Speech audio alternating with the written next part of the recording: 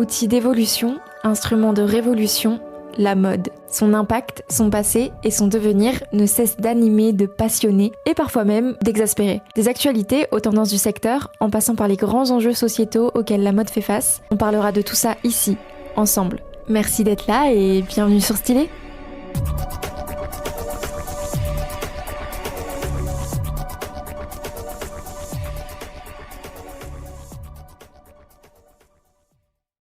Bonjour et bienvenue dans ce nouvel épisode de Stylé. J'espère que tout va bien pour vous et que vous avez passé une belle semaine. Côté mode, c'était une semaine un peu plus calme, mais il s'est quand même passé des choses évidemment, alors sans plus tarder, voici le sommaire du jour.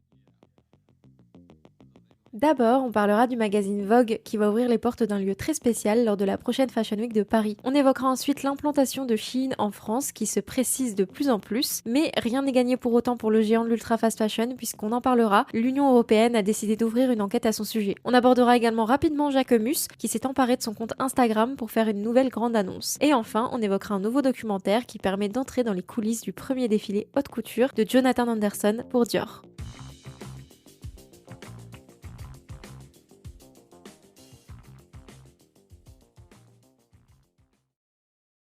Vous le savez sans doute, la Fashion Week de Paris approche à grands pas et pour l'occasion, le magazine Vogue a décidé de marquer le coup avec le Vogue Café. En fait, c'est un projet que Vogue a déjà mis en place à Londres en septembre dernier et qui s'exporte pour la première fois dans deux autres capitales de la mode, Milan et Paris. Pour la prochaine Fashion Week de Paris qui aura donc lieu du 2 au 10 mars pour rappel, Vogue ouvrira pour la première fois les portes de son Vogue Café que le magazine installera à seulement quelques pas de la place Vendôme. Il y organisera aussi quelques événements tels que le lancement du numéro de mars 2026, mais aussi une conversation exclusive entre Pharrell Williams, le directeur artistique des collections masculines Louis Vuitton, et Claire Thompson-Jonville, la Head of Editorial Content de Vogue France. Si ça vous intéresse, le café ouvrira ses portes le 4, 5, 6 et 7 mars de 10h à 18h au 8 rue de Castiglione à Paris.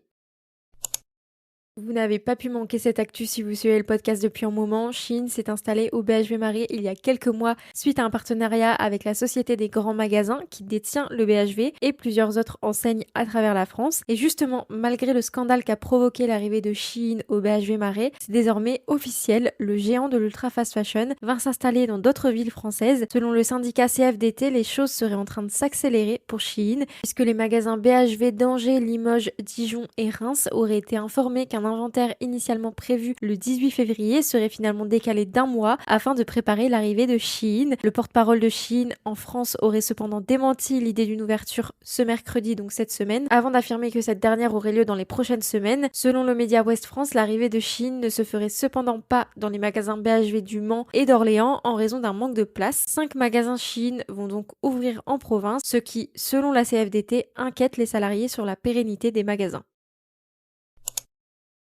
Si Shein parvient à s'implanter davantage en France, tout n'est pas gagné pour autant pour le géant de l'ultra fast fashion. Ce mardi 17 février, l'Union européenne a ouvert une enquête contre la plateforme suite à l'affaire des poupées à caractère pédopornographique qui étaient vendues sur son site internet. On en avait parlé. Cette dernière soupçonne notamment Shein d'avoir commis plusieurs infractions à ces règles. Elle va notamment enquêter sur le manque de transparence de l'algorithme de recommandation des produits, interroger l'aspect addictif de la plateforme ou encore étudier ses potentielles interfaces trompeuses. Cette enquête permettra ensuite de déterminer si le géant de l'ultra fast fashion a commis des manquements aux règles de l'Union européenne et si c'est le cas, Shein pourrait être confronté à plusieurs amendes qui pourraient aller jusqu'à 6% de son chiffre d'affaires annuel. Reste à savoir ce que donnera l'enquête, affaire à suivre. Cette semaine, comme à son habitude, Simon Porte-Jacquemus s'est emparé du compte Instagram de sa maison pour faire une grande annonce. Dans le canal Instagram Jacquemus, le créateur de mode a dévoilé plusieurs photos de sneakers inspirées de la tendance ballerinas, avec en légende le mot soon, qui veut dire bientôt. Et quand on regarde un tout petit peu plus près, on reconnaît instantanément la Moon Shoe que Jacquemus avait déjà dévoilée lors de précédentes collaborations avec la marque Nike. Il semblerait donc que la maison ait décidé de renouveler ce partenariat avec une nouvelle série de Moon Shoe qui sera à découvrir sans doute dans les prochaines semaines. Et c'est l'heure de la minute culture mode. Et cette semaine, pas d'exposition, on va parler documentaire. Et pas n'importe lequel puisque celui dont on va parler est disponible gratuitement sur YouTube et ça, on adore. Et comme souvent, il est signé Loïc Prigent. Vous le savez sans doute, il y a quelques semaines a eu lieu la Fashion Week haute couture pendant laquelle Jonathan Anderson a dévoilé sa première collection haute couture pour Dior. Et bien figurez-vous que comme à son habitude, Loïc Prigent s'est infiltré dans les ateliers Dior quelques jours avant le défilé pour nous emmener dans les coulisses de la première collection haute couture de Jonathan Anderson pour Dior, des ateliers aux inspirations, au backstage et au front row du défilé. On peut tout suivre de A à Z, de la naissance de la collection jusqu'au musée Rodin, le lieu du show. Loïc Prigent discute avec les stars, filme l'arrivée de Rihanna, discute avec Jonathan Anderson des looks de la collection, de l'héritage Dior. Bref, c'est hyper intéressant. Si ça vous dit, le documentaire s'appelle Dior Anatomy of a Haute Couture Collection et il est disponible depuis cette semaine sur la chaîne de Loïc Prigent. Et voilà, votre récap des actualités mode est désormais terminé. J'espère que cet épisode vous a plu, même si cette semaine était un peu plus calme que d'habitude. Ça arrive. Et ça arrive d'ailleurs souvent juste avant les Fashion Week parce que les marques de mode préparent toutes leurs défilés. En tout cas, merci beaucoup à vous de m'écouter, d'être toujours aussi nombreux.